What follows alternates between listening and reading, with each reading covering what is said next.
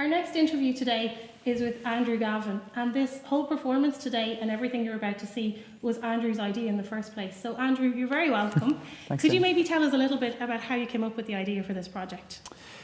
We sort of chanced upon this idea, really. It came about after a conversation I'd had with Peter, who's our bass today.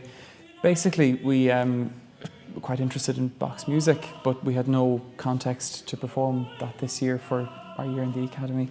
So we basically decided, oh, wouldn't it be lovely to do a cantata, but we won't be able to do it. And I just had this idea of let's do it. Let's, look at the Leaving Cert course, take the cantata that's obviously set for the exam, and try and put on a performance of it. Originally, the idea was much smaller than this. It was supposed to be 1 or 2 performances in here with some of our friends in the ensemble. Maybe we were going to invite some schools in to see it, and that was all it was going to be. And it has actually grown quite significantly into this project that we're undertaking today. So if we could maybe take a little step backwards, can you tell us a little bit about yourself and your own background in music? Well, I'm from Navan originally. I went to St Pat's Classical School in Navan, which was quite an experience. In terms of music, I studied piano as a child. I sort of gave that up a while ago, but I didn't really start singing until I was about 16 or 17. I had sung a little bit in school, nothing classical or anything like that. I'd been involved in musicals and things like that. Then came here as a part-time student when I was 16 or 17, I can't remember which, and it sort of developed from there. When I went to college, I studied English literature, and my passion for singing sort of continued, and I just came here. I'm now studying a master's program here in performance, so it sort of organically has led me to this point in my life. Okay, so Andrew, did you study this piece for your Leaving Cert? I didn't actually, no. I did the other course, the B course. I think the A course is fantastic. I actually think it's more interesting than the B course, but the Mozart is fantastic, the Berlioz, the Beatles was great fun, and the Raymondine, which I hated at the time, but kind of grew to love through the course.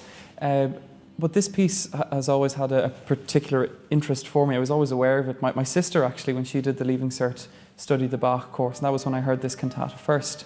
And I thought it was just this magnificent piece of music that had so much in it. It is such a wide span of emotions and musical forms, and it's just so interesting.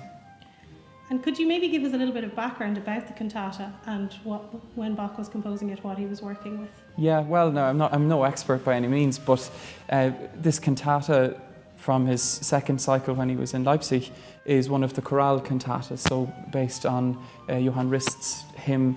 So the first and last movements are sort of the verbatim verses from the hymn, with all of the other recitatives, duets and arias in between are sort of a paraphrase of that hymn. So it's very interesting in that respect alone. But this piece, written for the 14th Sunday after Trinity, is quite reminiscent of some of his passions, because this piece was probably premiered about 6 months after the St. John Passion. So it has a lot of the dramatic elements of that. It has all of the sorrow and joy and all of these things, these elements that make Bach's cantatas so fantastic. And what makes it so great for a piece for the Leaving Cert is that it kind of distills so many elements of Bach's vocal writing into the one piece. So it's not all sorrowful, it's not all joyful. It shows sort of an aspect of each of those emotions in the piece, it's just a fantastic work. And do you have a favourite part of the work? What's your favourite part to maybe sing? Well, my favourite part to sing is certainly that last chorale. I think it's so uplifting, and regardless of someone's thoughts about religion or any of that, the story that Bach tells with his cantatas or the passions is just so compelling that you can't help but be moved by it. It's so beautiful the way that he sets these ideas, and these ideas of humanity that he writes about, they're just so central to who we are as people, that they stand outside of whether someone is religious or they believe in what the actual subject matter is talking about. I think he characterises that so beautifully through the music. And for you as the tenor in today's performance, is there any aspect that's particularly challenging to perform? Yes, well, I think as we as we talk to some of the other singers, and certainly the flute and oboe players, the aspect that's most challenging that comes up over and over again is just the breathing. Bach is quite mean to people who need to breathe when they perform.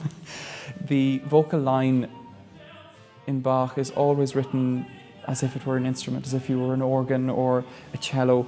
I mean, if you leave a brick on an organ pedal and go away for a week and come back, it'll still be playing, whereas, you know, singers need to breathe every once in a while.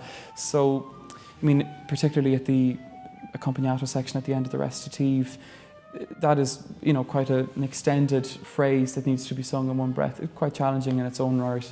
Similarly, there's another one in the aria, there's a sustained note towards the end of the aria that, again, is quite difficult and requires a lot of forethought and a lot of practice, you know, to be able to sing that correctly and stylishly. Other than the cantata you're going to perform today, what's your favourite composition by Bach? My favourite composition by Bach? Well, there are a few, because he's just this fantastic composer, but my favourite compositions would have to be the John and Matthew Passion, I think, for different reasons. I think that the Matthew Passion has so much beautiful music in it. I think it's just the most stunning work. But the John Passion is so dramatically succinct that it's a wonderfully short, precise piece of music that's very heartfelt and very emotional. So those two in particular are just incredible. And I think if people who are maybe not so versed with Bach's music wanted to listen to those pieces, they would see a lot of the same elements that are to be seen in this cantata on a bigger scale in those passions.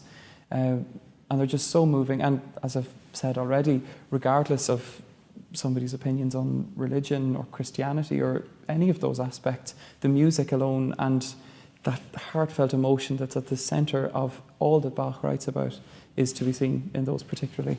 And they're just phenomenal works. Thank you very much, Andrew. Thanks, Jenny.